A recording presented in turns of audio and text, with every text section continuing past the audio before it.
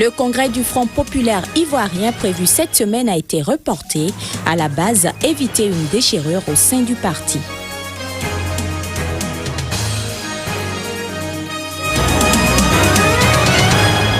Le Fonds des Nations Unies pour l'enfance déclare 2014 comme une année dévastatrice pour des millions d'enfants.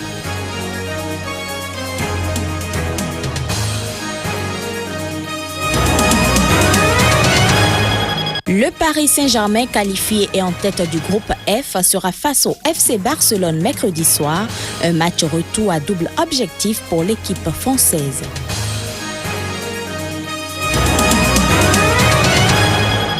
Ravi de vous retrouver pour cette édition. Bonsoir à toutes et à tous.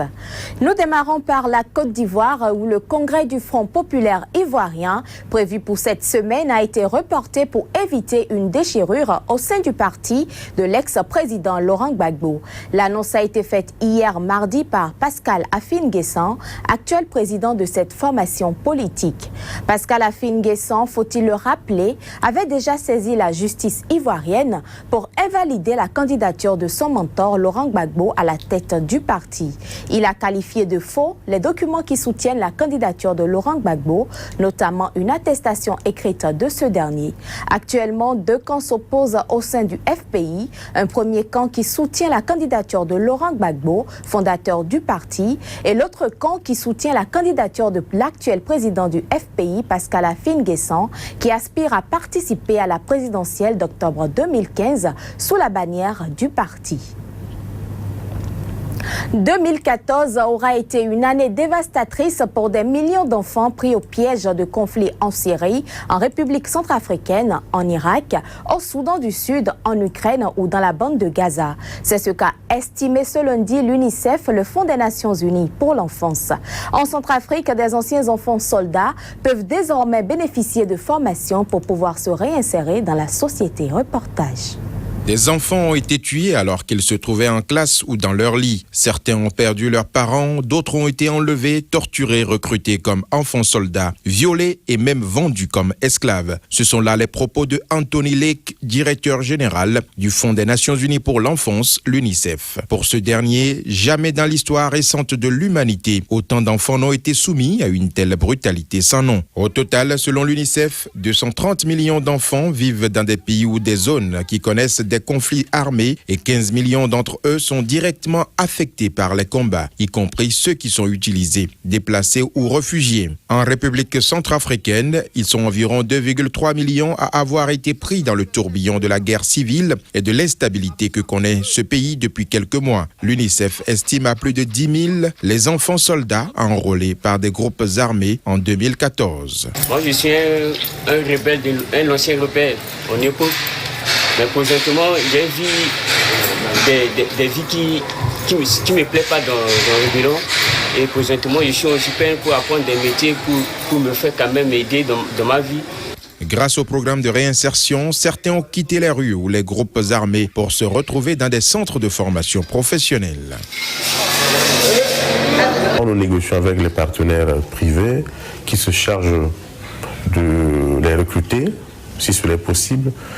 Au cas où cela n'est pas possible, nous dotons ces jeunes avec des différents kits d'insertion, ce qui leur permet de s'installer à leur compte et de devenir leur propre patron à travers des petites unités de production et des petites unités de confection. L'UNICEF met également l'accent sur les nouvelles menaces apparues ces derniers mois comme l'épidémie d'Ebola qui a fait des milliers d'orphelins et empêché 5 millions d'enfants et d'adolescents de poursuivre leurs études en Guinée, au Libéria et en Sierra Leone.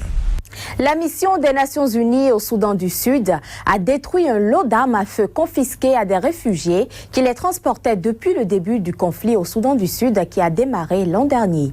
Je vous propose ici de suivre un extrait des déclarations du chef et du porte-parole de la MINUS. For the past 12 months, UNMISS has recovered firearms and other weapons. Au cours des 12 derniers mois, la MINUS a récupéré des armes à feu ainsi que des munitions sur les sites de protection de civils.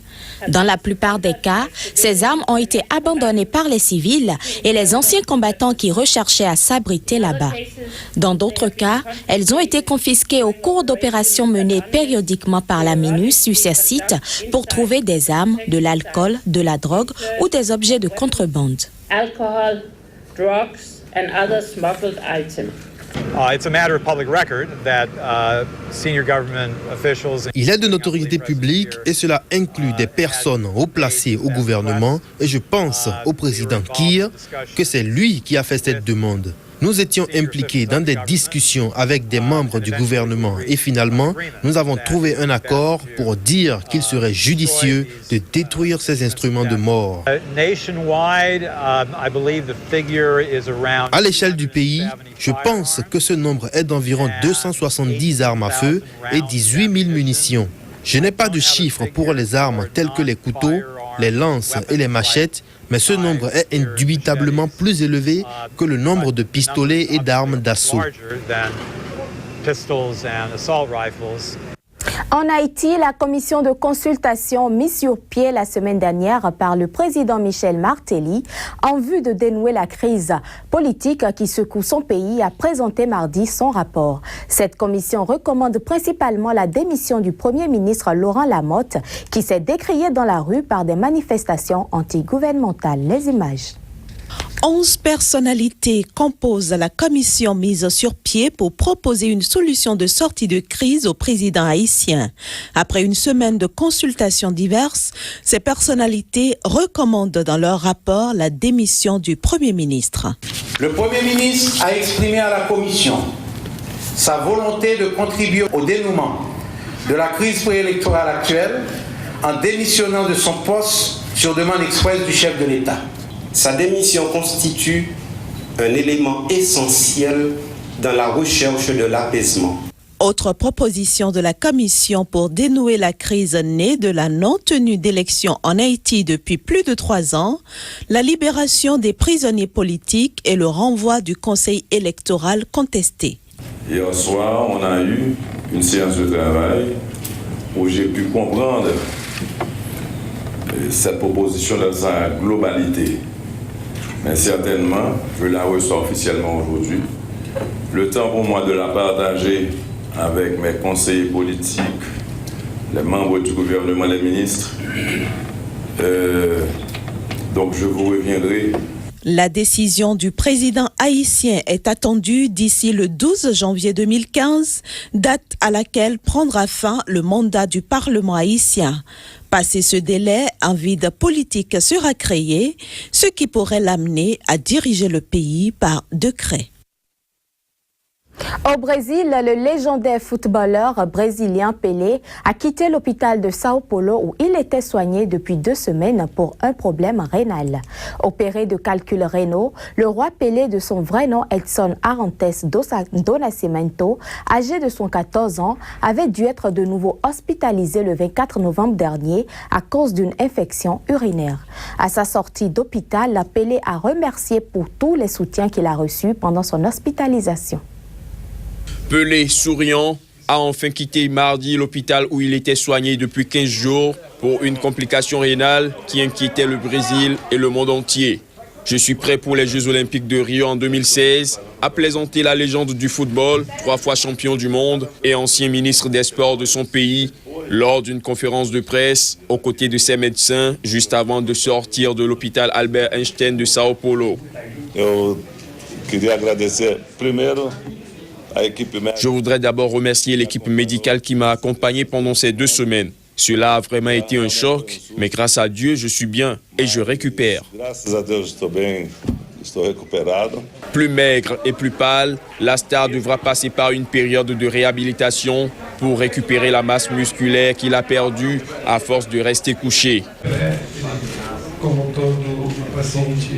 Pelé, comme tout patient de 74 ans qui sort de l'hôpital après 15 jours, va passer par une phase de récupération. Quand le patient reste dans un lit, il perd de la masse musculaire. Donc il doit passer par une phase de récupération musculaire, plus ou moins pendant une semaine, voire 10 jours.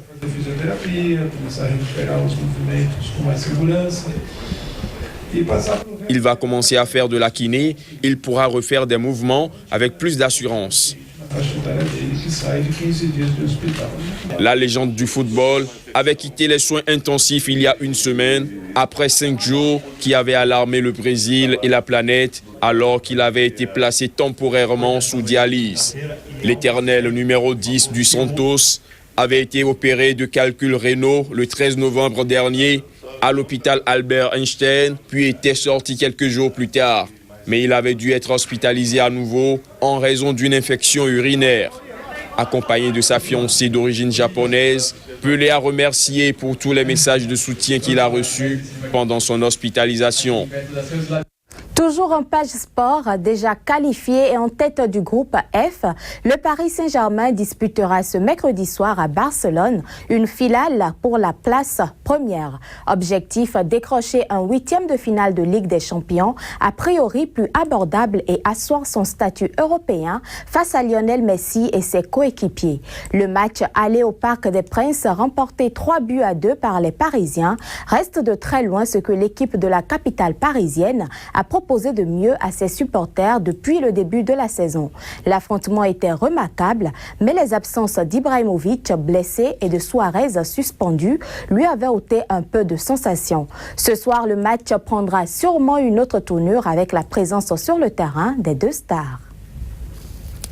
Toujours concernant cette rencontre de ce soir, comment le club parisien entend aborder cette rencontre et quel est l'intérêt de ce match pour un Paris Saint-Germain déjà qualifié pour les 8e de finale de la Ligue des Champions? Laurent Blanc, l'entraîneur du PSG, en parle. Suivons ensemble. Contre Barcelone, à Barcelone, le plus souvent vous défendez parce qu'ils ont cet ADN-là qui fait qu'ils ont 60-65% de possession de balle. Moi, je pense que la chose la plus importante demain, c'est qu'ils auront cette possession de balle, je pense. Mais durant les 30, 35, 40% ou 45% de possession de balle du Paris Saint-Germain, il faudra être efficace. Et c'est là, à mon avis, qu'on a une chance à jouer pour demain. Là, les deux équipes sont qualifiées. Alors certes, il y a une position de leader qui est importante aussi, parce qu'on a l'habitude de dire que la Champions League, c'est des détails, c'est des petits détails. Terminer premier et terminer deuxième, à mon avis, c'est pas tout à fait la même chose, même si on est content de la qualification. Donc pour terminer premier, on sait les deux résultats qui nous sont favorables, mais demain, ça va être un match compliqué. Voilà qui met un thème à cette édition. Merci de nous avoir suivis. Très bonne suite de programme en notre compagnie et retenez que l'information est en continu sur Sika TV.